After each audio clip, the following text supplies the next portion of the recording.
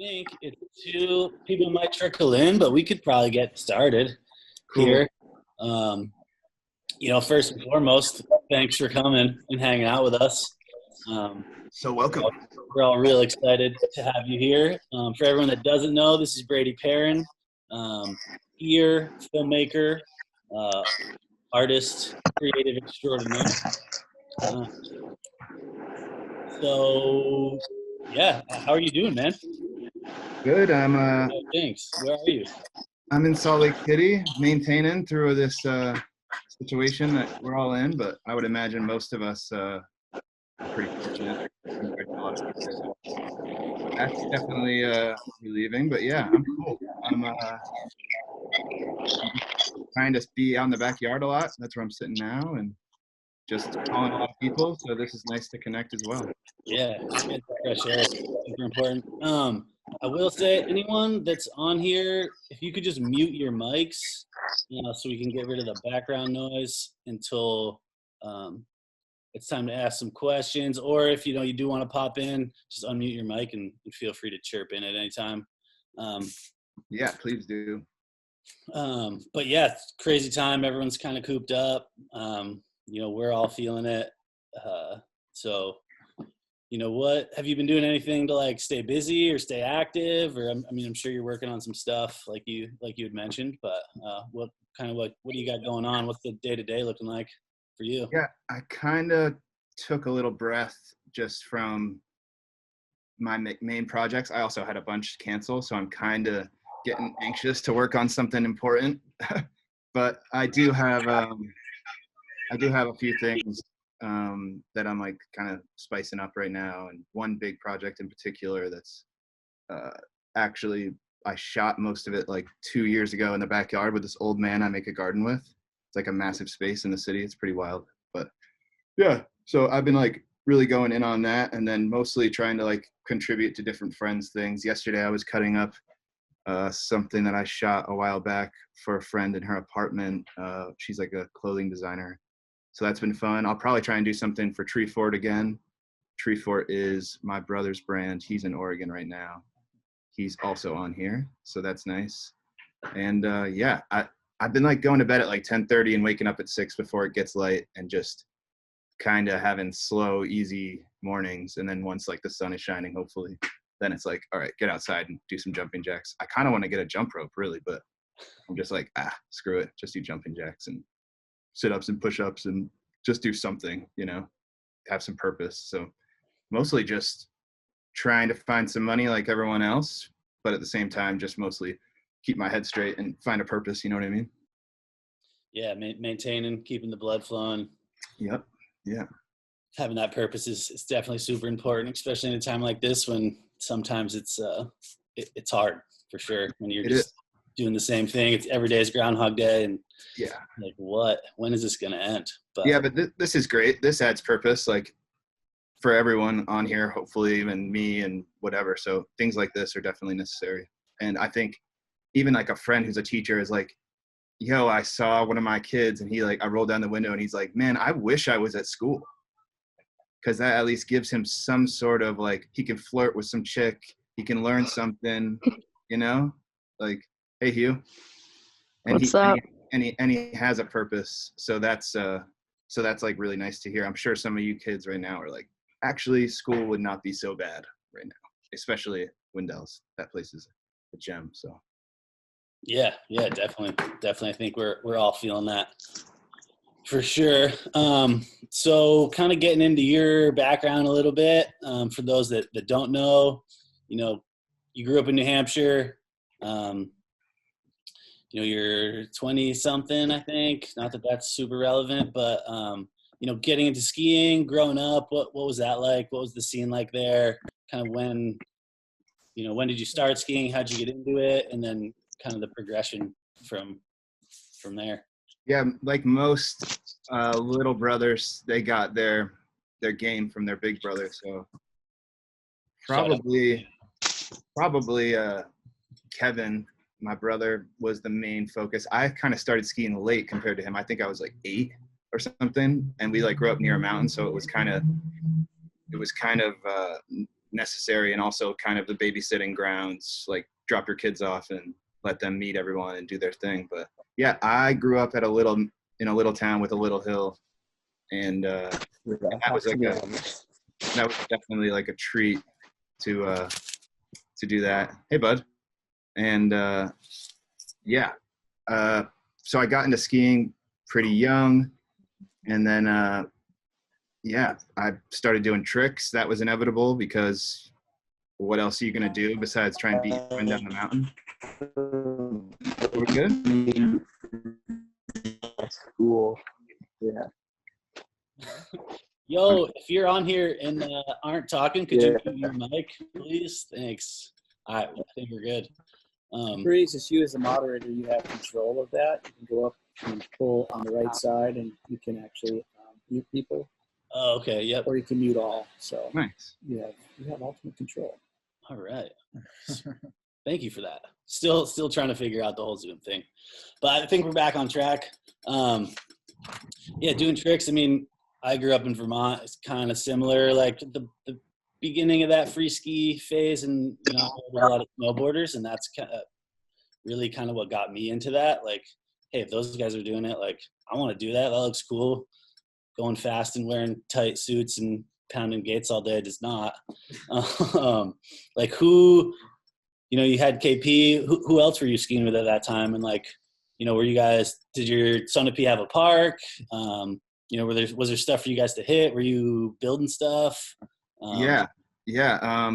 We looked up to some kind of mystery older guys, but the ones that were like hitting closer to home that we became friends with like quick, mostly because I was like had an older brother and whatnot. But Josh Bishop was one. He was like a pro skier and then did marketing for like Armada Skis, and then now he works for Monster and does all the snow stuff. Do we have T-Hall on here? We do, I think. And so yeah, Bishop was like a big one. He was like one of my brother's friends, and he's actually, I think, maybe on your roster to do one of these as well. He's a perfect candidate. Hopefully he's down and has a minute. But yeah, so we had a park, obviously, in the East Coast. It was handy to have a piece of metal to try and do some tricks on. So that probably changed the game for me. I was like never that good at jumping, but yeah, it was like that. So after a while, I just kind of jumped on the bandwagon when a bunch of people the year before from like my zone like headed out west, which was mostly like the 4x9 crew. But I started skiing with a bunch of New Englanders kind of through this place called Whaleback off of 89. It's the interstate. So I kind of like linked up with like Taylor McIntosh or Richie Paradise and the stepped crew like Cam Riley and Nick and Alex, and that's when kind of things started taking off for me. And I, as far as like getting actual landing tricks, and then eventually we were all using cameras and that kind of thing. So that was a big encouragement. And so I was in their flicks early. One of them was called Blueprints. I had a segment in, but yeah, that was really special. And those were like some heydays. We had, you know, everything at our fingertips, we thought, and we were just going wild and making videos. And eventually all of us moved west and still like kept ties, and everybody's like kind of keeping together. Like Decker's on here right now, and he shot for Level 1 forever and been like a big part of what we all know as free skiing. And he works for Steps sometimes, and everyone's like kind of incestuous and passing work and ideas and obviously talent. So so yeah, that was really special. And yeah, joining that crew was huge, not for like a career, but just for like mind, body, and soul. So that was big. That was special. And 4x9 was the same thing. It was just like, oh, I belong to something and have purpose again and intent. And so yeah, we made movies and we moved to Utah, and I went to school here. Am I going too far? No, you're good, man. Yeah, and I moved. Cool. I moved here when I was like 18, and then I went to school for 4 years, and I thought it was necessary just to like at least put something in the bag and show I could commit to something, such as college. And during college, I maintained some sort of footprint in the ski industry. Obviously, that was like during my better times and in front of the camera more. And then I was going to Wendell's, and that's where I met Hanley and a bunch of people. But yeah, also Win and Kevin and I were really tight. Win Burns, So, and we are still, and that was like a big part of like growing up too and moving west and that whole thing too. So just a big shout out to Wayne. Are you on here? I think he is. Yeah, I think he's with KP. Oh yeah, he is. Duh. There he is. Yeah. So, yeah, I moved here and then I stuck out the school thing, which was definitely, I think I'm better for it. I probably couldn't communicate as well if I didn't if I hadn't like done that and actually committed, and that felt really good to just put under my belt. And my mom had like worked at a college in New England in case we wanted to go to school, in case we wanted to get a good deal. So it was like a nice financial aid to actually go to a decent school. And since I graduated Westminster here in Salt Lake, I just stuck around and been bopping around for work ever since, kind of. So yeah, that's that story, I guess. But. Perfect. So from like your skiing background, like what kind of like sparked the movement of you like transitioning into the filming side of things? Yeah, that was kind of inevitable, I guess. That felt great. It was more like in high school, I was taking photos, and my friend's dad was like he was taking photos of like his name's Max Webb. I live with him. He's like in the building right here. His dad was taking photos like F1 cars and gave me a camera. And then eventually when you became a senior in high school, I don't know if you guys have something like this, but we had a senior project, and my senior project was photography. So I learned about exposure and composition and that kind of stuff through him. And then took my ski life and education out west with the camera. And then I was like hanging out with ridiculous skiers and trying to hit the same jump as them, and then being like, that ain't happening. Like, I'm not about to get what they're doing.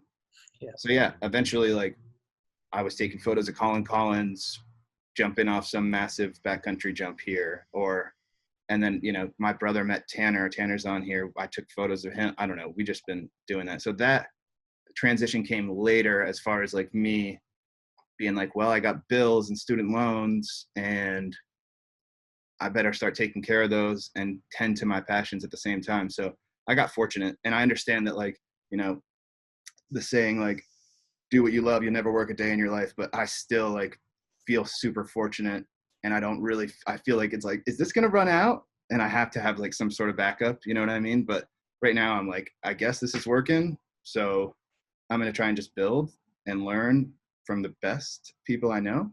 So yeah, I just went to, speaking on like the rails and accessibility and skiing and stuff, I just went to Wallish's event. AJ DeCoulis from 4x9 and Kyle Decker put me on to help them shoot an ESPN piece. Jackson was there, Topher was there. But yeah, that was just like a treat to tie it all together, as far as like giving back to something that's like, you know, some East Coast heritage and that kind of thing. But yeah, the transition came for the ski camera stuff later, more professionally, in the way that Henrik hit me up and was like, do you want to travel around and shoot me for 2 years for this project called Be Inspired with Phil Casabon? So then I linked up with Henrik, and I quit my 9 to 5. I was working for this like .com that does like outdoor gear. So I was like making their videos and their commercials and product videos and that kind of stuff. And that was pretty wild to just be like, well, I have a 9 to 5 and I'm going to risk it all and see ya. And Henrik took care of me, and they let me have a lot of freedom, which was really nice. Yeah. Can I pipe in real quick? What do you got? Absolutely. Yeah. It was just also like, it's really cool to think about Brady, like Brady's done a lot of film work. It's not just like he like learned how to use a camera. He like pretty much like learned how to use the camera, and then it was like Brady and Hornbeck were like filming each other. It wasn't like they had a filmer with them or anything. It was just like they had the skills and the knowledge, so they like used it and did it and did it and did it for themselves. They put out edits on their own. They did all of these things. So that's the type of stuff I think that like really leads to where Brady is probably now, because he just like found something that he loved and made it happen pretty much. And then, yeah, at that point you had so much like footage in the bank, I feel like, Brady, that it's like, it's an easy option for Henrik to pay you at that point, because it's like, you're not just like, oh, I can hold a camera for you, even though I don't really have any like true experience, which is like what I did for Ahmet, you know what I mean? But I didn't like get paid back out of that, because I didn't anything that I've been building on, you're really good at that. Like always creating. And it was because you love skiing, and I think it was because you love the camera. But I just wanted to put in more because I know a lot of Brady's background, so it's like really crazy to see like all the done on his own to get to this point, and then it flipped over into like actually being able to make a career out of it, you know? Yeah, I'm gonna definitely be skipping around and scatterbrained, and Kev has definitely got the aim for me. So Kev, chirp in. Hell yeah. Yeah. Yeah, I think Brady, what makes you so special is you Come have on, the vision, creativity, and more importantly, like you have to spend an entire season with a filmer, and you just don't want some like, boring, like lifeless person around. Like you bring a lot to the table in terms of personality, in addition to like having the right vision and knowing kind of where skiing needs to go and not steering it in the wrong direction, I guess. Thanks, brother. Yeah. Yeah. Thanks. Where else are we going? I guess Hornbeck was a big part of all that. Just working together. One thing I can't help but talk about is like about that chemistry and about the most creative is like the most personal. I think like Scorsese or some director said that, where it's like that's why you're gravitated towards this crew or this film or this video. It's like probably somewhat personal and personable, and that's like, oh wow, that crew is like not even that good at skiing, but their video is like better than everyone else's because it makes you feel something, right? So that helps a lot, I think. Obviously tricks, but it's obviously how you do it, so it's the blend, of course, Yeah, you didn't put it. Yeah, just to add to that, I think you're like, it's that balance of a filmer wants to get a million takes and a million different shots, but it's a balance of reading the skier and the people you're working with and knowing when like they're just not down for doing those extra 1,000 takes. So you kind of got to get a good, I guess, feel for when somebody's down and when somebody's not, and back off when they aren't, and go all in when they are. If that makes sense. That does. That's great. What else? Yeah. I mean, transitioning from there, I think a good segue is, clearly, you worked with Phil and Henrik, filming that 2-year piece, which was pretty incredible. And then from there, it looks like, I think if my timeline is correct, you linked up with Phil to do X Games Real Ski, the first one. And, can you talk about that a little bit? I know you've put a lot of stuff out there about that process and, that relationship with you and Phil, but, can you give us a little bit of what that's like and kind of fully immersing yourself in a full project and working with Phil? And, I know he's got some vision too. And I'm sure you're bringing a lot to the table as well. And kind of that collaborative piece on both of those things that you guys have had some great success with. Yeah. So I believe, just thinking back, I had done that bit with Phil and Henrik for Be Inspired, which I still think is like the skiing in that video is incredible. So if you guys are looking to, take it back a little bit, that the skiing in that video is ridiculous. It's so well done. And they have a lot of care and thought. So that's going to shine, obviously. But the next year I kind of was like, thought I was kind of put on hold for everything. Just like, wow, that was a gift kind of. And then I had been kind of sponsored by Spy, and I had a friend working there. And so like I pitched like I should do some video work for them, and then they were going to do this tour. So they did a tour around for like 2 months, and I just like shot each stop of their tour at different mountains with their ski and snowboard team based on the region or whatnot. It was great. And I had Phil come along with me for most of it, so that because he's a superstar, so everyone should see him at every stop. So then we started like filming then for a little. We like gave Spy their clips for the tour days, and then in between days we were like able to shoot for our own piece, and that ended up being his super piece called Tempo, which had a lot of people's contributions, and that is a great piece as well. And then the following year, he was like, well, sounds like you probably should fly to Quebec because I just got invited to do Real Ski, which was wild because the previous years Phil had not went and had been invited and was just like waiting for everything to like kind of accumulate and be like, yeah, I can tackle this head on in December. So yeah, that was special. And that's like I like Quebec a lot, and I have like super fond memories there. And yeah, Phil's a great host. I spent 2-3 months a year kind of at his spot. We just like live and breathe this stuff, and wake up and go to bed thinking about it. And yeah, he's so dedicated, and he's just an amazing creature. And obviously his vision is like, yeah, we can compromise. And I think that's what a lot of the work shows, is that you can make some compromises for your friend, and it's gonna really help things reign supreme. Like his skiing is crazy, so it's definitely like a wild honor to be like a part of it at all, and to look back at all. I'm just like, whoa. Yeah, so Nuance and En Particulier were just the long takes of our time spent together.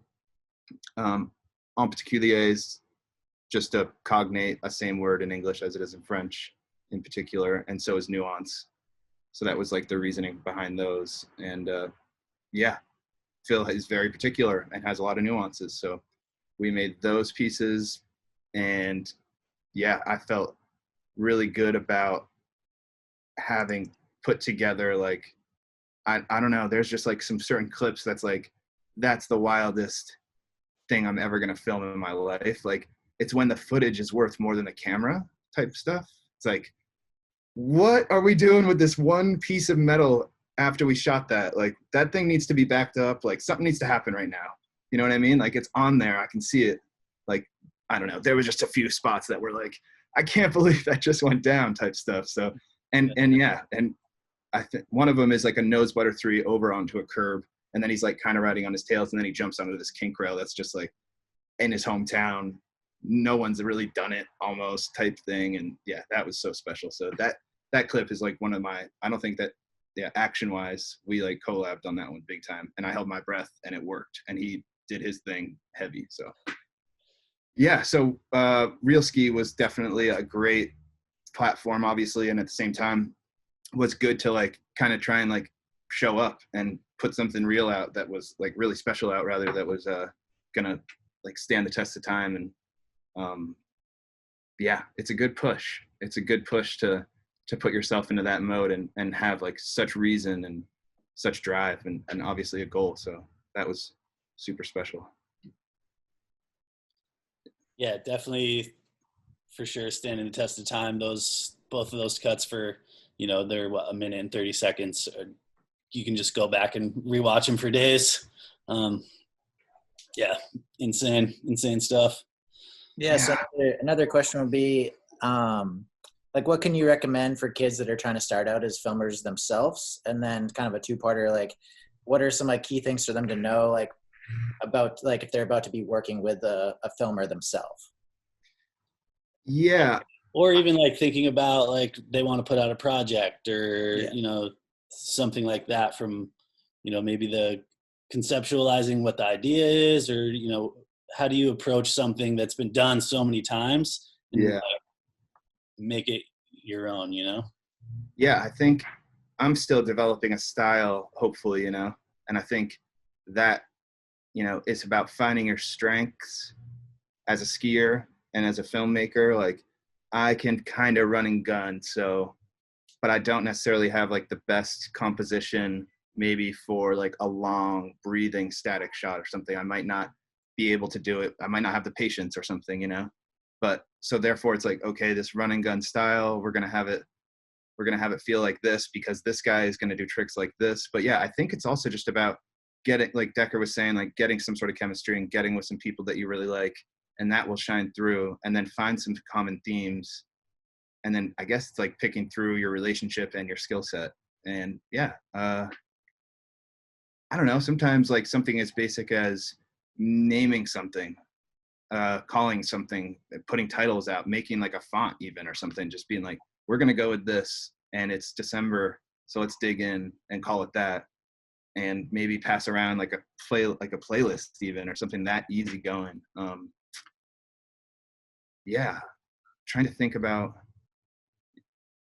yeah, it's kind of like, it's when you see Nora, like, or Taylor, I'm just thinking of people like, I was talking with Taylor Lundquist recently, and she just has a crazy style that's super nice to watch, and it makes you feel like you want to be like her a lot, right?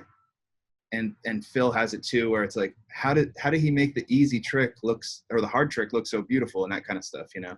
People are always like, there's a million ways to talk about that stuff, but yeah, I think it's like obviously about not what you do, but how it's done in a lot of cases, and yeah, coming original if you can. That's a big part of it. I think that like there's no other reason to do it unless you're going to come original, and get a fulfillment out of that, which is probably going to be about fun and care and and thoughtfulness and stuff. So yeah, the ski, I'm just trying to think about like ski tricks as well. But yeah, I want to do some ski tricks about now. I think we're all in the same boat there. Word up. Yeah. So when did you like start branching outside of skiing and start to work with like individual artists and musicians? Yeah. You know, you're talking about your friend who's a fashion designer, or you know, I know you've worked with some hip hop artists, stuff like that. Was that kind of like a natural progression, or through friends of friends, or, you know, do you ever reach out to people and be like, hey, this is who I am, this is what I've done? What's the difference between, you know, doing something a little more formal, or,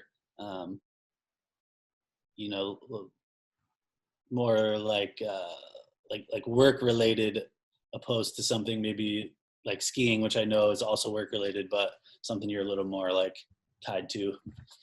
Yeah, I'm not as like enveloped in like that stuff as I wish I was. I think I'm like heading kind of that way, which I think it's like necessary to like accept all your favorite things. Like you don't have to push those away and be like, nope. Like Luke asked him, are you a ski filmer? And I was like, yeah, but like I'm gonna at least give myself the title to call myself a filmmaker so that I live up to it, right? It's like that kind of stuff as well. So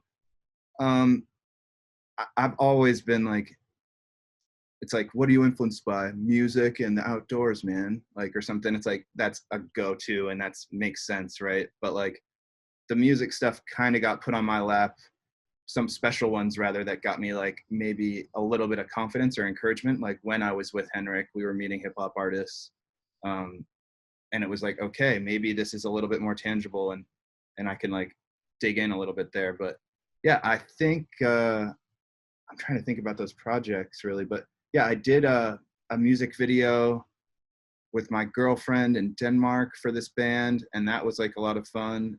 And also, it's at the same time, it's about, for me, and maybe for as a skier even, you're gonna have to take criticism, and it's about how you kind of reflect on that and not take it personally. So, and it's only going to be better for you later if you like trust the person and they're giving you feedback. It's like, well, then what else are we talking about? Like if Decker's going to tell me like, dude, come on, you better than that or something. It's like, I shouldn't hate myself for it. I have to reflect it in the art or the work, and then it's going to show up and I'm going to be proud at the end. You know what I mean? So that, I think, is a big part of like working with clients, or in a way of a skier. It's like working with a coach or something. It's like, Topher's going to tell you this, then don't take it to heart like he hates you. He just like knows you can live up to these potentials. So honestly, like learn that young, and then you'll be like golden, because I feel like I still struggle with it, but I'm getting better at it. You know, I'm like, someone sends me an email for like this like 30-second cut I made, and it's so long, the feedback, I'm like all pissed off. Like, what? Like, how did I screw up this bad? You know? But then you trust the process a little bit, and then by the end you got this like shimmering little thing, and you're like, okay, that worked out. I get why, you know, I get why that works. And maybe like another eye is like helpful. Sometimes like for video work, I'm like just an eye. I'm not even like touching anything or doing anything. And sometimes it's about just like sitting there with someone maybe too, and watching something I've made, or it's like showing your work as a skier to someone, like, look at this little cut we made. And it's like, you feel embarrassed about something. well, then change it next time you're out there, you know? Like, oh yeah, like I just showed my favorite skier my like Cork 9 like True Tail or whatever, and you're like, after you're like, yeah, but like I was all hyped and now I'm not because my landing is so whack, you know? So go change it next time. And yeah, take that stuff to heart, but don't take it like so personal, you know? So I think that's like a big thing as far as like working with others and whatnot. It's like just be reasonable and follow through after the fact, you know? Yeah, absolutely. Good advice for anyone and any sort of work where you're going to need to work with other people and collaborate and, you know. Yeah. But as far as the music and the art and that kind of stuff go, I think that's really fulfilling. And that's like what a lot of us like, if I was trying to get rich, then I would not be doing what I'm doing. And if I was like, I wasn't skiing so that I could get rich either, you know? So it's like, know that you're like taking the hit, but you also might be feeling better than a lot of other people. You know what I mean? So, and yeah, teach their own, but it's nice to know that you're like maybe taking the money hit and being happier than other people, but there's a balance, of course. Yeah. Definitely. But yeah, I'm trying to like do something like right now in the city with someone, but it's about like the whole rules, and we're just abiding over here. We're just like feeling lucky. And if really our call to action is to do nothing, then yeah, keep your head up and it's going to work out, you know, like it's going to kill this thing. Like, you know? Yeah, definitely takes a village for sure. And, you know, one day at a time could be way worse. Yeah, no doubt. Yeah, we are all so damn lucky. There's so many people that aren't right now. Like, if I had a kid and a grandparent on the way out right now, I'd be tripping, you know? Yeah. For sure. So, I mean, in times like these, when it is kind of like, you know, maybe it's hard to feel inspired or to have that purpose. Like what do you do to kind of, you know, stay inspired, you know, keep your inspiration up, maybe approach something, you know, start a new project and, you know, like kind of just stay creative and, yeah, I think right now I'm kind of on the tip where obviously we're all revisiting each other and doing stuff like this. And it's like more than ever, it's like, just send me a bunch of things. Just send me your favorite music video right now. Just send me send me the book, like mail me the book. I don't care. Like just share things. And I think that's what's like right now, my texts are like so full of like images and songs and stuff like that, that it's like, that's probably what's keeping me going, is staying connected. I'm also like someone who I'm an extrovert, so I get my energy from people, when a lot of people are introverted and they get their energy from being alone. So I guess it's about like still balancing those two and knowing who you are a little bit. And yeah, I'm like right now I'm kind of staying inspired by this one project that's like 7-8 minutes long. I shot I've been hanging with this old man. He's my neighbor right here. And we hang in the back, and we make this big garden. So I shot him. Yeah, can you show it? Yeah, is that a thing on here? Oh, are we gonna get the leak? Yeah. Yeah, we get the leak.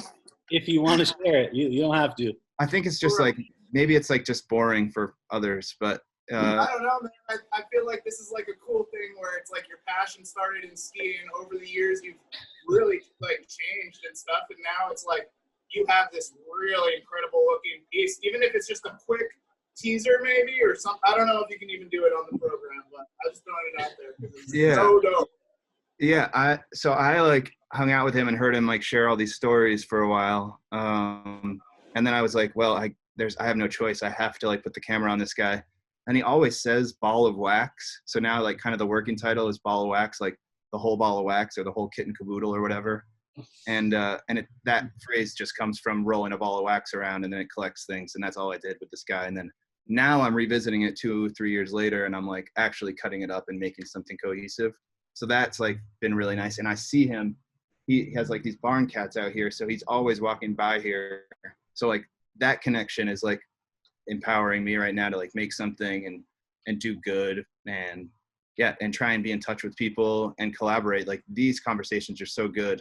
And yeah, follow through on a few collaborations, like maybe stretch a little bit and do that. I think it's like a good time. If your friend is doing claymation, then you should make the music for his claymation video, or yeah, a lot of collaboration stuff, just like this video we're doing right now. So yeah, that's one thing I'm definitely like chipping away at right now. And I'm among 2 friends living here.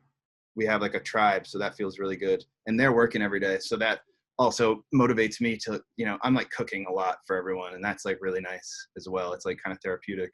So it's about finding those things too, whether that's cleaning or cooking or something like that gives you like that kind of therapy or whatever. But yeah, they're just doing 9 to 5. So I knowing that they're doing that and knowing that other friends in the community are doing that, it's like, well, I better buck up and maintain like some sort of workflow, Yeah. So yeah, that's cool. Hopefully this works out. The video that Kevin's mentioning, since I exported it and showed Kevin like the piece, I just tore it to shreds, just because I saw all the problems with it. After sharing it with him and even watching it in the light of him, like sitting there, like, so you just watched it and he's like all amped up and stuff, but it's like, watch it again, man. Like, you're not going to like it the same way. And then, so now I'm like tearing it to shreds, and hopefully by the end of the summer, I have something I really like. I don't know. Yeah, it's definitely a process. Yeah, I have videos on my desktop we can share later, just like, that aren't long, that if you guys want to watch some stuff, there's some ski stuff that's relevant, that could be cool. But I was gonna say maybe if you want to share a video or two, and then we could open it up to some questions and yeah, kind of go from there. that sounds good. So I just had a project get postponed, I think, at least, that was for the North Face, and it was with Jossie Wells, and we have a mutual friend in the city here. Her name is Chelsea Kiefer. She's awesome. She's a pro ballerina. She just works for this company called Ballet West. And she's an amazing dancer. So I ran into her in the grocery store and was like, yo, we should do something with like you in front of the camera with someone's music and just do a music video. And then she was like, do you know Jossie? He hit me, or we talked about this idea once. So then I talked to Jossie. And yeah, that was where I was heading recently. So yeah, I have like a few things on my desktop. This is just like, I just ran to Chelsea's spot and just got her warming up in the studio. Can you guys hear that all right? Yeah.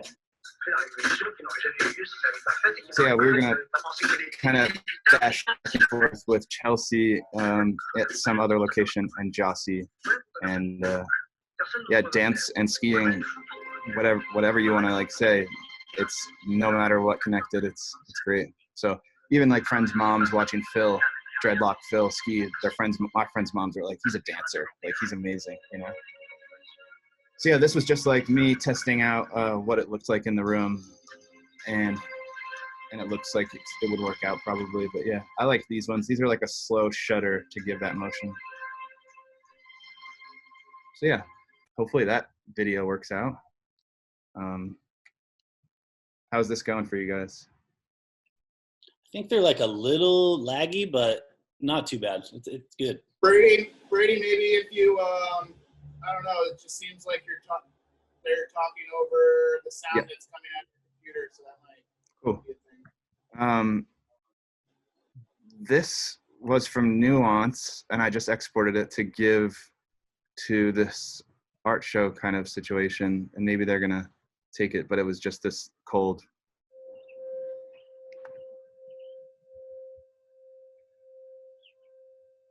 It's just the sound of a wine glass.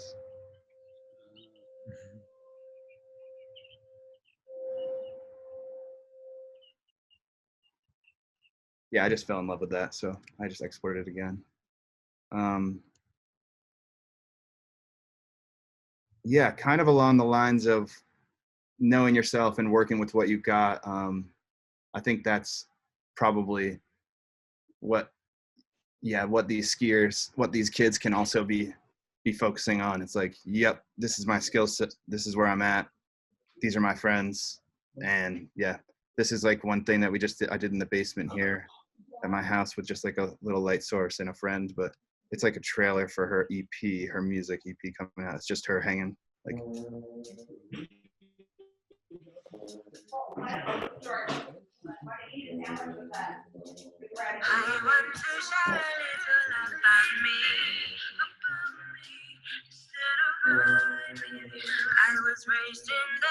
So yeah, that's going to come out at some point. This is probably more along the lines of what we should be watching. This is this artist named Freddie Gran. He's like a really nice skier. He's from Sweden. He's at Kimbo Sessions every year. He's just a great guy. And I haven't released this yet, but it's going to come out on like Armada's platforms soon. But yeah, this one's pretty special. I like this one. Are you guys down with this? Do you guys want to watch this? Or do you want to just chat? We can maybe watch this one and then open it up to some questions. Okay, I think cool. everyone's pretty excited to see the league. Yeah.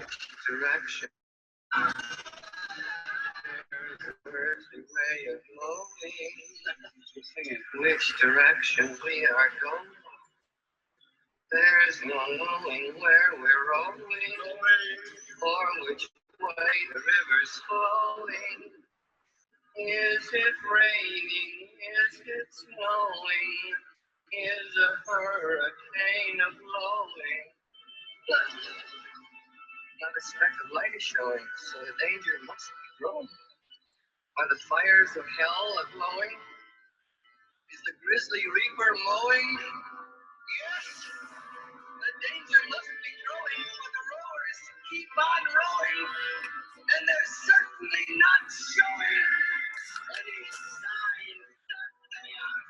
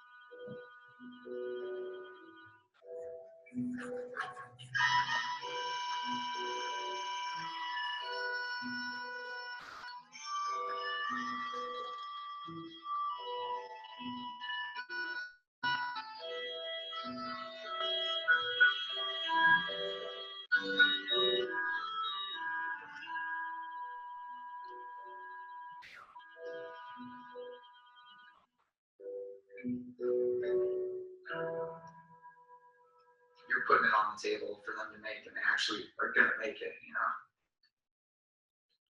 I didn't hear any of that, dude. I was literally thinking of Freddie's like canvas hand drag painting thing. I'm sorry. Just say that one more time. Thanks But yeah. for doing that, man. That's sick. Yeah, so cool. Sick. Yeah, that one's a fun one to share. I think that's going to go up in the next week or so. So that should be cool. Hell yeah. Yeah. Well, if you're cool with it, we'll open it up for some. Maybe I'll just work my way down the list and see if everyone wants to ask a question. Or if not, that's cool too. We can keep it moving. But Cool.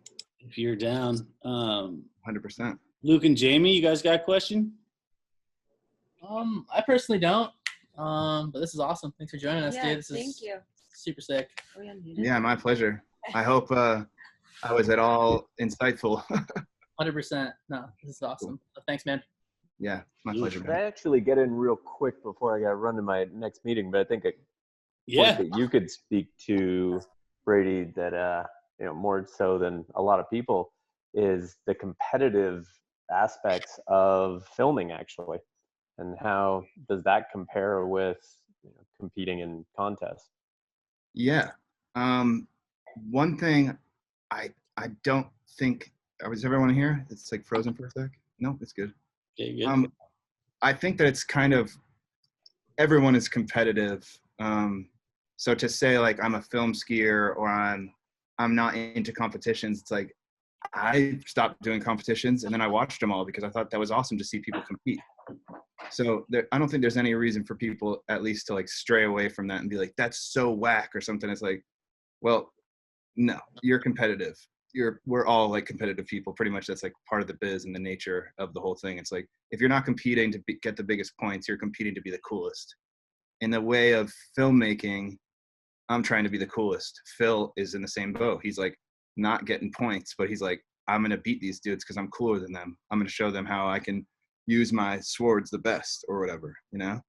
And yeah, Mike, just thinking about competing, for me, I'm trying to think about how it works with Real Ski, but I would love to do one of those competitions where it's like 48-hour short filmmaking and it's like, yep, come up with your best concept and your greatest message with the best visuals.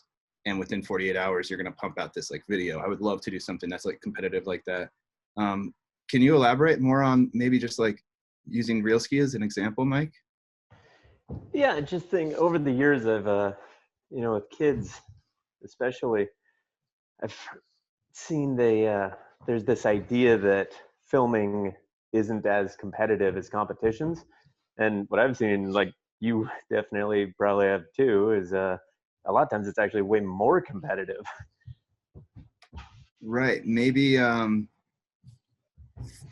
as basic as we've seen that spot before, or I hit that spot before you and now you're going to go back and up me, or that kind of stuff. That's always interesting. And that goes with surfing and skating and everything else too, right? Oh, exactly. And then it's like, if there's 5 guys that show up at a spot, you're going to spend all night building it in Detroit, 3 a.m.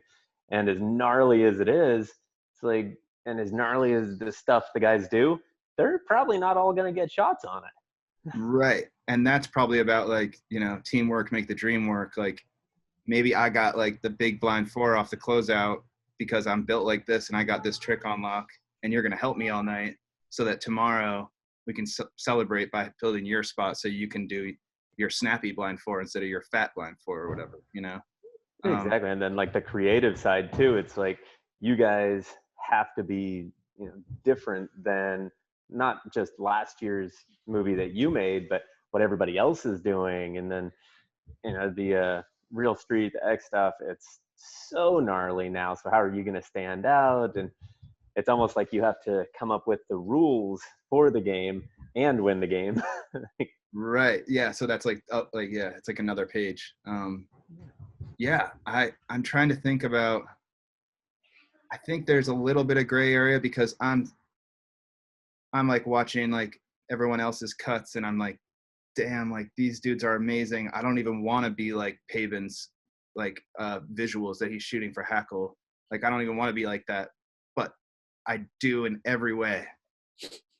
So it's like, how do I not like step on toes and how do I pay homage to certain people? Like, yeah, that's super interesting to think about, like being competitive, but with the camera. But yeah, it's definitely, for me, it's about who's the coolest or whatever, like, how did you manage to get this like shot of Phil laughing at that moment? It's like, okay, are we the coolest now because we have this laughing shot of Phil to slice in there that's like relevant to this like pokey track? I don't know. Yeah. Subjectivity versus the objectivity of like, he got a 94, he got a 92.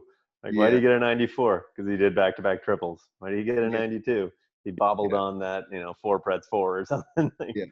Versus your guys' world, the film side is so gnarly. Like, it's so competitive, watching, but at the same time, it's like nobody can actually say it. Yeah, and point their finger or put their foot down, right? Yeah, it's definitely touchy. Just along the lines of like objectivity and whatnot. That is another thing with the whole feedback, kind of like a life lesson type stuff. It's like, please, like all the time, step back, watch your skiing from someone else's lens. That whole thing, like, I'm gonna go inside after this. I'm gonna watch something like I've never seen it before. That's gonna help me get inspired to move forward. So keep that in mind, guys, when you're like doing your thing, Absolutely. Great question there, Mike. Let's see. Next, Caden, do you have a question? Yeah. Do you think that you'll be filming like your whole life as a job, or do you have like any other interests in like anything really? Yeah, that's actually one thing I thought I was going to touch on a lot. Just in the fact that, like, yes, I do think I'm going to do other things, Caden, and I think I should. And I think cats like us probably should not. Don't shy away from like your other passions. Like, if you're gonna sit in this like dimly lit room, like this silhouetted Caden, and you're gonna put rap songs out because you love it, like just do it, and don't be like, I'm just a skier, because you're not. There's no way. You know what I mean? Yeah. Like, just like kind of embrace all those different things, and then you're gonna be better at skiing for it. You know, because you're just gonna be like oozing with like passion and style and stuff, because you're gonna be pulling from everywhere. So it's always so crazy, right? To think like, you listen to this artist your friend's listening to, and you're like, that is so not my thing. This person's whack. And the person is like, don't corner me into only being, say, like a soul singer or like a street skier or whatever. It's like, know that everyone is so multifaceted, and it's just like where they ended up with that situation. So for me, I hope I'm shooting forever, and I'm going to shoot forever, but I hope I could shoot forever and make money. I would like to probably like stand behind a camera for a minute also, if I had a good enough idea, and direct something and like talk to you and tell you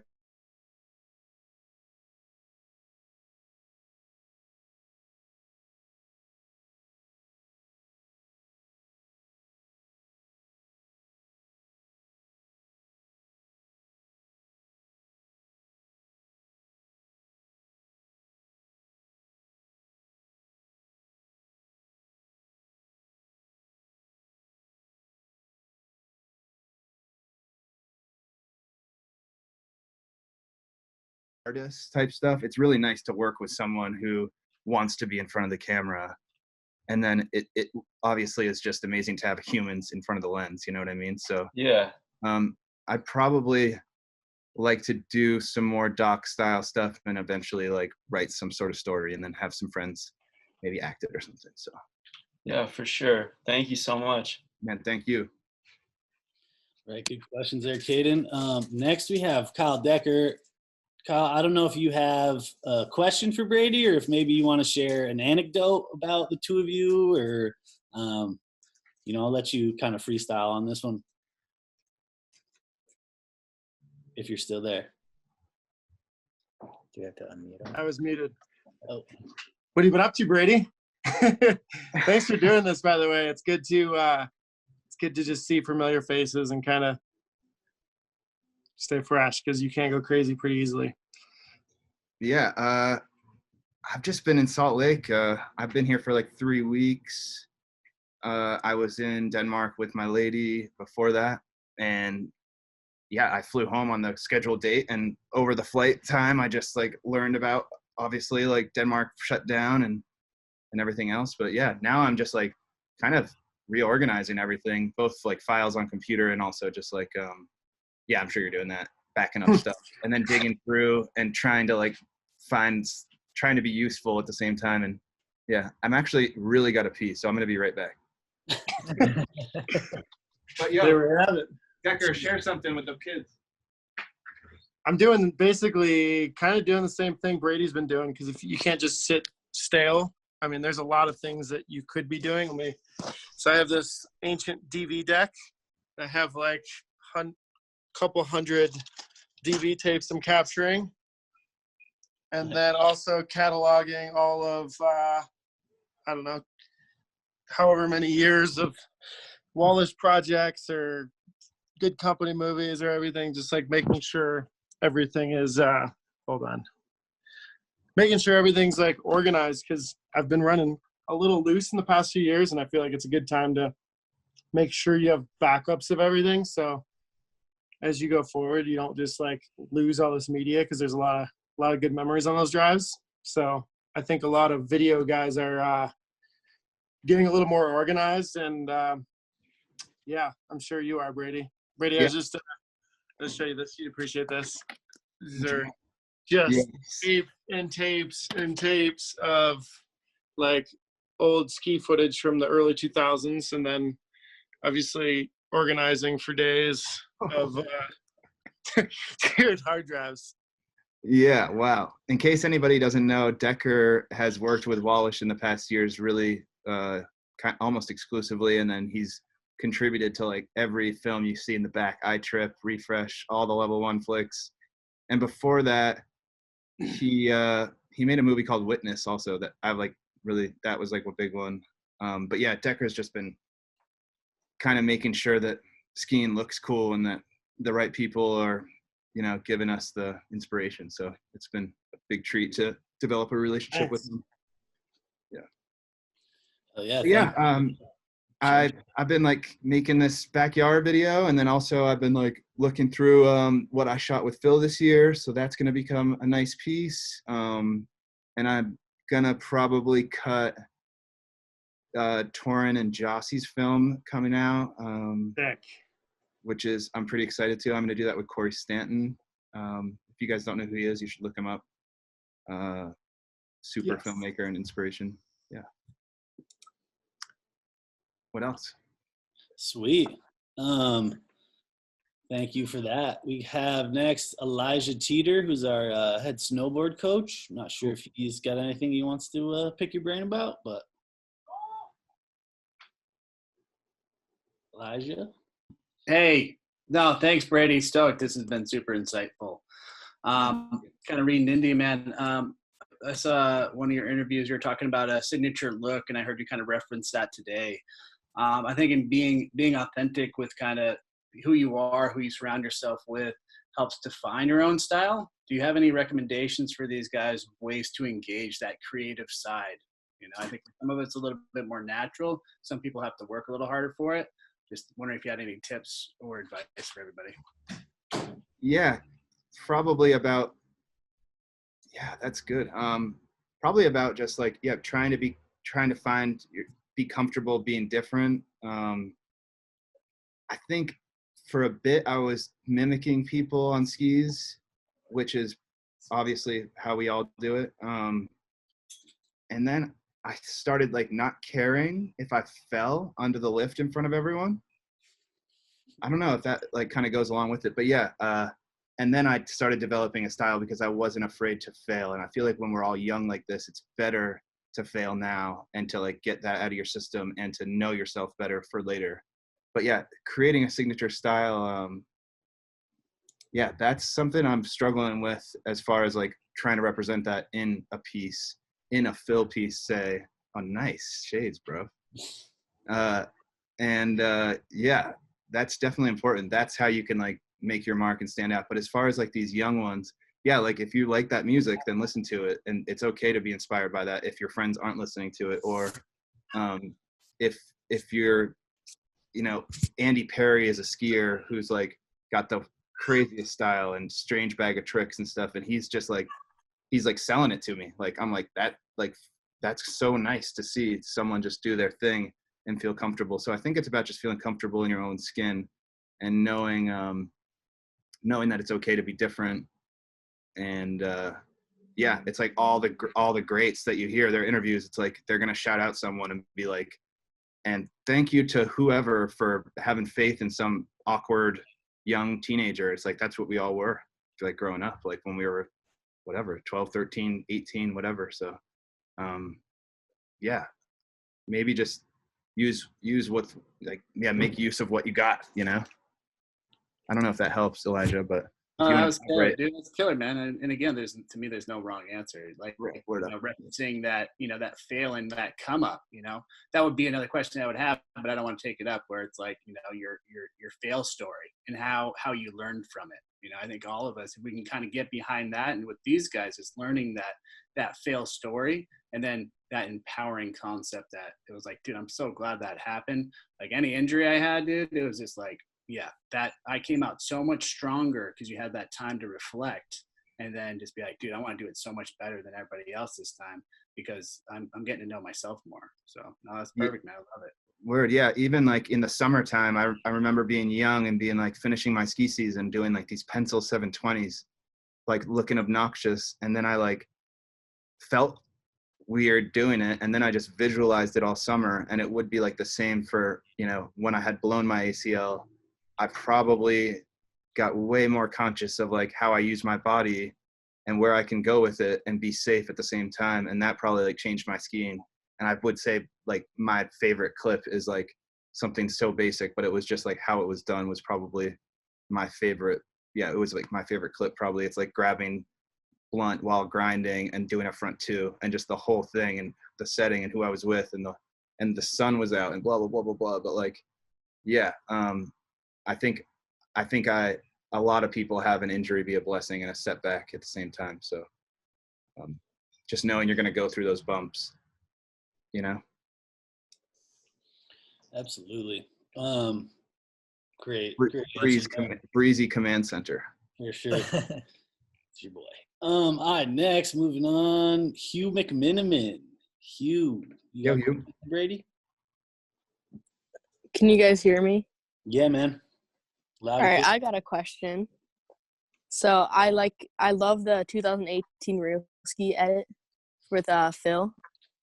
Cool, man. And so I was just wondering, like, what was the hardest shot to get from that one? Ooh, good. I wonder what the hardest one was. What's your favorite shot, Hugh? I like that one where he does that like huge, like after he's in the store, he does that like huge disaster to like switch tail butter 3 off. Yeah, that was really hard to watch my friend. That's like also part of it. It's like, you know, watching your friend try something really hard and almost getting hurt, you know. That actually was one of them. That was definitely one of them, actually, Hugh, in the sense that it was -30 Fahrenheit. I think Fahrenheit and Celsius meet at -40. And my feet were so beat up. Phil had snot running off his nose that was like freezing. And he was just like slamming. If you remember in the film En Particulier that we made, there's a lot of those slams in it. And that was like really hard to watch and to like be encouraging at the same time, but also like not want to have him continue. So that was probably the most difficult part, along with how insane the trick was. And I think we actually went there thinking, wouldn't it be crazy to do a disaster and then switch tail butter 7 off this? And then when you get there, it's like not even like a switch ollie is easy off this thing. So to have that one come through at all was so special. I remember I pulled all the mats from the car out and I stood on them on the snow trying to get warm, and it didn't, everything was just frozen. That was a spooky day. Yeah, but I'm glad you like that. I like that one a lot too. I like that song. I think it's like nice to have playful hip hop, right? Yeah. Mm-hmm. The message is great, and it's good to hear a story from the trenches. Hell yeah, cool, man. Jackson was out at the Tom Wally event. Let's see if he's got a question for you. My question is, out of all the projects that you filmed and edited, which one do you think is your favorite to work with? I think my like most maybe clever and refined is Nuance, probably. I think that recent Nuance flick is like really, really a reflection of like Phil and I, but also like how I feel about the situation. So I don't know. I think that was probably, hey, little one. That was probably that was probably my most like favorite. What was your favorite, if you've seen any? I'm a big fan of the real ski that you did on Phil. That one was insane. Cool. Did you watch Nuance? I think I have. I'm not too sure. It's like red If font. I haven't, I'm gonna watch it right now. Cool, no stress. It's like red font. If you remember, it's like a lot of animations in the beginning of it. But yeah, that was probably my most special, just because I was able to like kind of harness all these feelings that Phil has. So kind of like a mood piece where it's like going to start out with a little bit more spiritual setting with him like taking this, you know, it almost like a religious context to his rail skiing. And then I like kind of show the contrast with like him, like instead of having a religious aspect, like he's like burning down the church and going crazy, driving fast, cars flying by, whatever. And then I get some goofy and some sad and some dream effect, and then it goes to like some sort of like happy ending. So that was probably my favorite. And I put that was like my baby last summer, so I put in like a lot of time on that. Probably part of the investment, Sick. Oh, yeah. Thanks, man. Thanks. Thank you. Yeah. Yeah, no problem. Awesome. Next, we have Jed Waters, who I know probably has a question. Jedson. So, What's up? yeah, so kind of like translating from like skate side of things, like just skateboarding, like filming, and then on the ski side as well. Like for you, what do you think like your rules are as a filmer, like filming a trick, no matter if it's in the park or the streets? Like what do you set as your rules, like, Yeah, I think rules are really important. Like limitations are gonna help me. Like if we were gonna do a project, I would be hyped on you setting some limits so that I have a little bit of like obviously a lane to drive in, but I think when it comes to like this sort of trick based life that we're in, I think it's really has to give back to that and make sure that like you're not like hiding something and it kind of is like super honest and authentic, and then therefore making sure like that is so hard to do that you can exaggerate it in the flick because it is that hard. It's kind of when you watch some like dramatic movie, you're like, this is so dramatic, it's like almost not even scratching the surface. It's like a World War II movie. Like it should be insanely dramatic, you know what I mean? So it's kind of about finding those balances. But can you I'm trying to think of like also like what but yeah, it has to lend towards how hard that trick is. So if you can show off that, then you did your job really, really well. Because we're like, content is king, so we just want to see Phil or you go bananas, right? And make sure it's like given the trick justice and not like half done. But yeah, some rules. Can you give an example as well?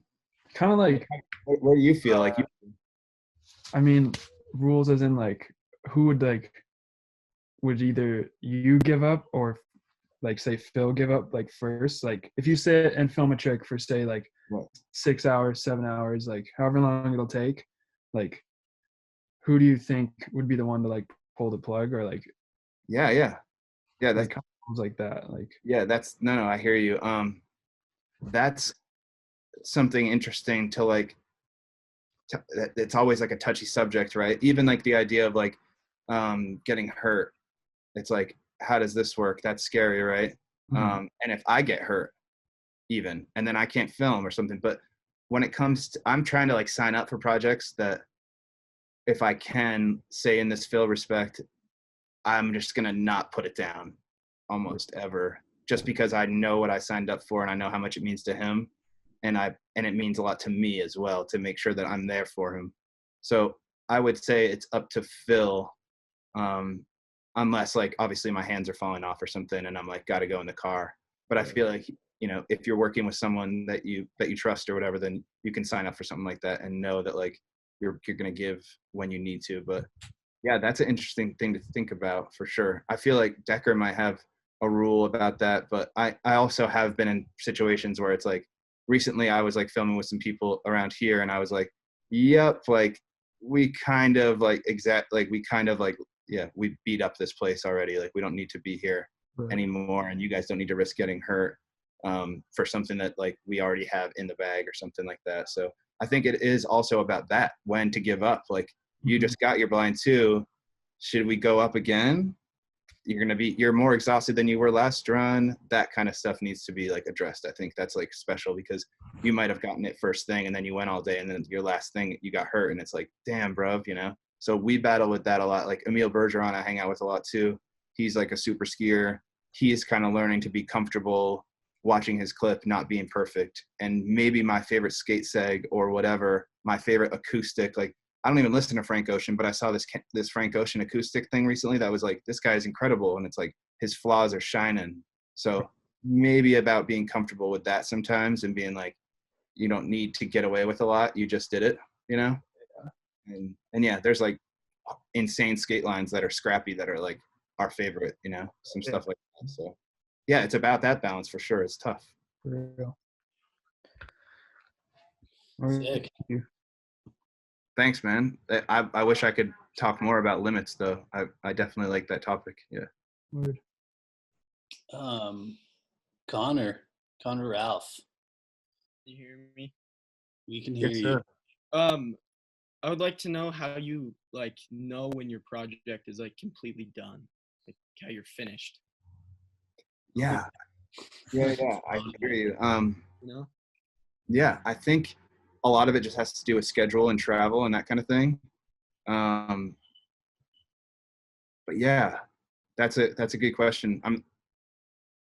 I think it's also one thing is just to set expectations. That's like a major thing as far as like if you guys are going to work with someone to make a piece, or if you're going to do this or that. It's like also it comes with everything, like your relationship with like Breezy and Topher as well, and like expectations. But yeah, I think it's probably about both of you being happy, and also about kind of knowing your audience and what's going to actually sit at home like and make people like resonate with people. But yeah, that's a interesting one. I think it is a lot about just personal stuff mixed with maybe a sponsor scenario, mixed with we can't afford this. That probably has to do something with it. Money. Like we would all love to fly to Chile in August and get clips or something, but it's like we don't have the loot. So I think it's probably about time, money, typical personal beef, whatever. But yeah, what were you thinking as far as that goes? Like, what would you say is like a typical closure? I mean, I don't know. I would like more of like, how do you like have everyone watch it and like you're like that's it, like we're done. It's No, I'm not. I'd say like if you bought a house, you're like never gonna be done touching it up. Yeah. So I feel like my favorite piece, say Nuance, that I feel like there's more to do. But it is about like trusting that you did spend a lot of time and you do feel pretty good about something, and your friend, I'm definitely the type to share. So I'm definitely the type to be like, will you come over and watch all this garbage and then tell me like what you liked about it, and then I can like actually take a breath. Like Decker and I talk like that. A lot of us like that shoot video and do that kind of stuff. I think it is about like feeling at peace with the process, and then there you can seal it up and then take care of some stuff. Decker, you got something? Yeah, well, I was just gonna say, just from being the other side of this with you, like I think we have both of the same thing. We lack a lot of confidence in like what we're putting on. You'll show me something, and you'll be like, oh, it's like not that good, or you'll like not be very confident about it, and then you'll show it to me, and I'll give you like a whole new level of confidence or reassurance. It'll be like, dude, what you're doing is like so sick, and it's inspiring me. You sent me so much stuff that inspires me, and you think it's garbage. So I think it's good to kind of hop out of your little shell of editing and expose it to your friends so you can get confidence moving forward. If that's too much information. Nope, that's lovely. Yeah, that's what it is. Does that help? Yeah, no, that answers it. Thank you. Yeah. Nobody's proud of their work, and then you just need your friend to be like, okay, come out of the shell a little bit. Like you got to get it out there. Yeah. Well said. Yeah, I have a quick thing too. Like how it is with Brady, he'll send me something to look over, and it's kind of like, at least for me, and I think it's the same way with Brady. It's like I might point out some problems, and he'd be like, "Oh, I'm okay with those problems," and then that's fine for him to move on at that point, So for me, it's like the same thing. It's like I know there's problems in the thing I'm about to put out, but am I okay with the ones that are there? And if I'm not okay with them, I'm going to fix them for sure. If I am, then I'm like, I'll deal with those problems, and then you're good. Then it's like, okay. Yeah. Well said. Yeah, sweet. Thank you. Cool, man. Yeah, great question, Ralphie. Good crew in here. Next one, we got Luke Leal. Not sure who this is, but Luke, you got a question? Hi. Hey, Luke. Yeah, I do have a question. It's so like I know you have to film like really close to a lot of the riders and skiers. Like, how do they like? How close is it like for them to be comfortable? Like,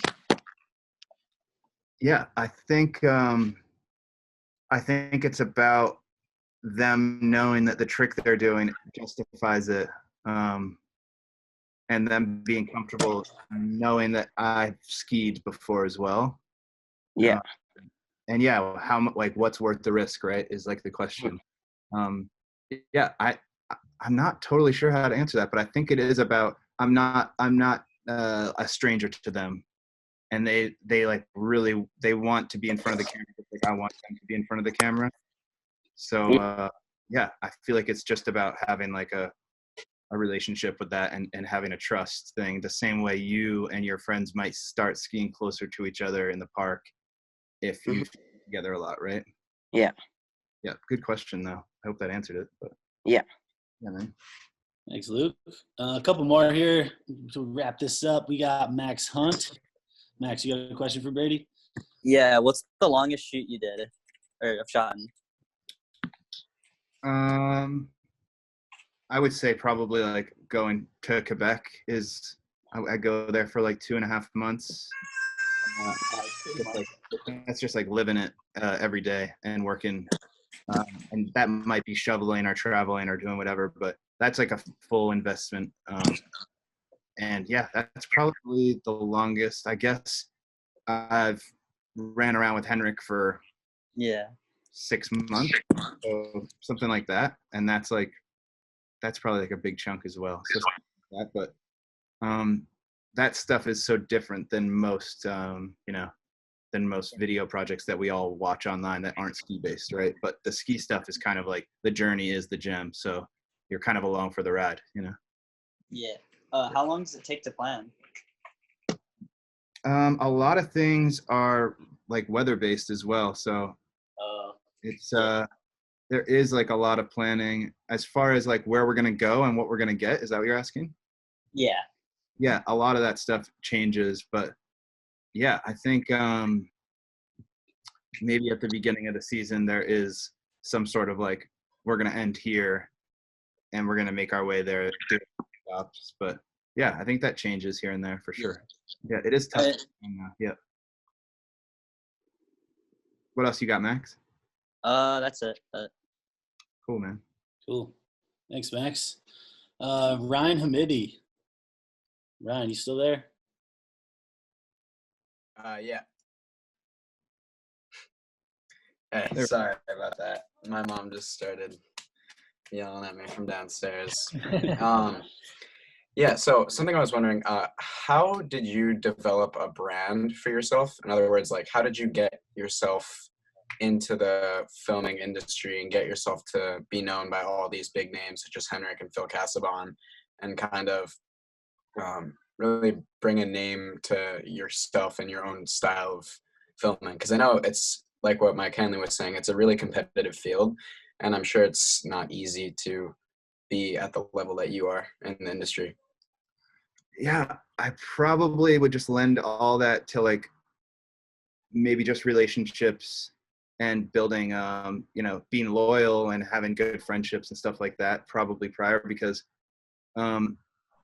yeah, and being modest probably and trying to be original when you're not even with those people as well. So I think it's a really, you're kind of like tooting my horn by being like saying I have a brand, but I wish I did. I wouldn't say I have it yet, but I guess I have done the Tanner and the I guess I have done some pretty big projects. But yeah, I think it's about putting your head down too and like not taking things for granted and being modest and trying to like enjoy the small things as well while you're like on set or on a shoot or whatnot like that, so and yeah, and trying to like show everyone in their best light and contribute, and hopefully karma will run its course and you'll be able to like get something back if you're going to contribute. So yeah, I guess it's like probably something like that. But thanks, man. I hope I can like get bigger or whatever, you know what I mean, like, and do more projects and the works. I see you laughing, Decker. That's that confidence I was saying. You just that you lack, but you really you do have a brand. All right. I think it's good to stay humble, but I also think you you're a well-proven filmer. I don't know. Yeah, I think there's just so much room, and I'd like to do, and that's probably what it is that keeps it like that confidence down, is that like we also are amongst so many people that have done such crazy amazing work in and outside of this ski life. So I think that inspires me, but also keeps me modest. Like there is so much to do, and I'm never gonna like even scratch the surface, but it's like, let me have a little more, like, let me work with someone, like, yeah. I think everyone has their own like specialty. Like Brady has a style that I certainly like really look up to, and you have all these friends in the industry that are filmers, and same thing Brady is saying. You see like something Step does or any of these other people, and you're like, oh shit, I don't belong in this category. Like I don't belong anywhere near here. But everyone else has their own little specialties, and I think you just gotta embrace it and keep trying to hang around. But if yeah, there's so much good stuff out there, and you use it as motivation, inspiration, and I think when you feel like you have room to grow, you grow the most. Versus like if you're cocky and think you're the best, you're not gonna like try to get any better. Yeah, that's fair. Does that help at all, man? Yeah, 100%. Cool. Thanks, Ryan. Cool. Two more. Shalou, you got anything for us? Yeah. So, like, let's say like a short project, like with a small time frame, like Real Ski. Like, I've heard so many stories about how that is like just as much dedication from a filmer. How would you compare that to like a longer project, like Be Inspired, and like what's like the different stress on it, like, and like what takes more dedication, like a longer project, or like to stick with it, or yeah, it's kind of, you know, there's benefits to having like a time restriction, right? It's going to press you a little bit in these different ways. At the same time, if you have that super restriction, then you're probably not doing it. You're kind of doing it for someone else a little bit too. As far as like, it's going to be for ESPN X Games. It's not for the Henrik Harlow brand or the Phil Casabon Tanner or whatever it is. But yeah, I think there is like a little bit more freedom, obviously, when it comes to a longer time and a longer project. Like, but yeah, trying to think about how that works out. But yeah, can you repeat what you were saying though? like which would you just say takes more dedication, like a Real Street part, or Real Ski part, or like a 2-year project or something like that? Yeah, I think probably something like shorthanded, but even then it's so involved for those 2 months, right? So I think it would probably be that. And during like the long course, you might have more time to like breathe and look outside and breathe in other aspects that you normally would in your life. So I think that kind of makes it a little less stressful. And, you know, maybe you're going to go to a concert instead of go to bed early and wake up and crush it again. So it's, I guess, yeah, it's just about balance. And I'm not really sure which one I like more. I know that wasn't your question, but yeah, I think the Real Ski one, especially when I'm signing up with someone like Phil, who is ultra dedicated, then I know what I'm getting myself into, and then I'm going there with that point in mind. I even like would bring projects to work on at night, and I would just put everything I shot in a timeline, pull selects every night, and then we'd have like this long movie that was like 8 minutes long, but it only had like 4 action shots, right? And then after the fact, we finish up, then I start in the summer collecting all these sequences, and then I mash them together and made those other films that are like whatever, 15, 20 minutes. But yeah, it's about finding what you like. And with those ones, with the short projects, I'm going to watch every single clip, but maybe the long projects, I'm not going to touch stuff or look at it for a while. And yeah, there's good and bads about both of those, but hopefully that answered a little bit of what you were going for. Yeah, thank you. Cool. And then we got Ricardo on here, who is iPhone. Ricardo, you got a question for Brady? I was just curious, like, what's the longest you've had to film one clip? I probably went, there's one shot I can think of that was a Phil. If you've seen this, he grinds these stairs sideways, and then he goes to switch, and then he gets on his noses and runs into a rail, like clack. And then he I don't know if you've seen this, but he stands on the rail after, and then he jumps on a down rail and grinds. I think we went to this little spot in his hometown for 4 days. So it was like kind of like 6 to 8 hours a day. And damn, that was for the 6-second clip. And that's about being like comfortable knowing I can go back to the spot. I can be safe, even though we got one the day before. and then him having like this critical eye on where he should go with his skiing. So, and actually Will Wesson was someone who said that to us really early. He's a master, and he was like, don't be afraid to go back to that. And that was like not in the cards in a lot of years previous for a lot of us skiers. Like I'm sure Wallish and LJ and a lot of these people have done it, and Phil included. But yeah, it was nice to kind of, what do you got? It was nice to go back there and and just dive in again. And you know, it is refreshing to see your man get that clip and like hold that one dear to him. And if it holds dear to Phil, then it's definitely going to hold dear to the rest of us viewers, you know? Yeah. Something like that. Thanks for the question. Thank you. All right, and then one more. We got Slater. Hey, my question is, how did you feel and what was your age when you first got posted on like a big ski account or got recognized? And the age I was when I got posted on someone big. Like, how did you feel when you got recognized by a big company or big account, or I don't know, like something big? Yeah. It was definitely nice to get a nod. I think one thing that was really nice, I got sponsored by Saga outerwear when I was like, that was like pretty nice. That was like a really nice nod. I think it's mostly about like company. I had a segment come out in a 4x9 movie called I opened the movie and Henrik closed it.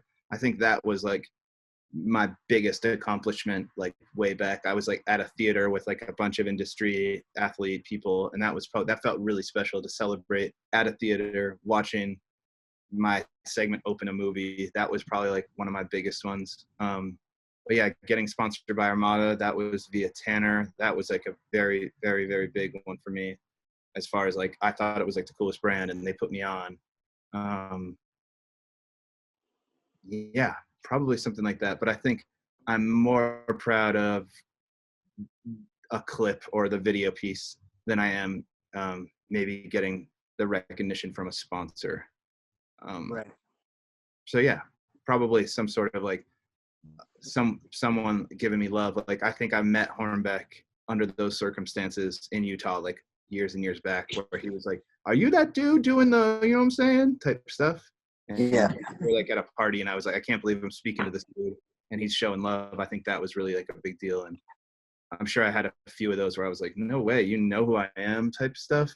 And I think it's like everybody's gonna get theirs, but if you can get the respect of your peers, that is the most fulfilling. And that goes with like all these people that are making music too, who are just like getting huge record contracts, but it's like, it's nothing. The money's nothing until you get respect from the people you love. So it's like, right. keep that in mind, you know?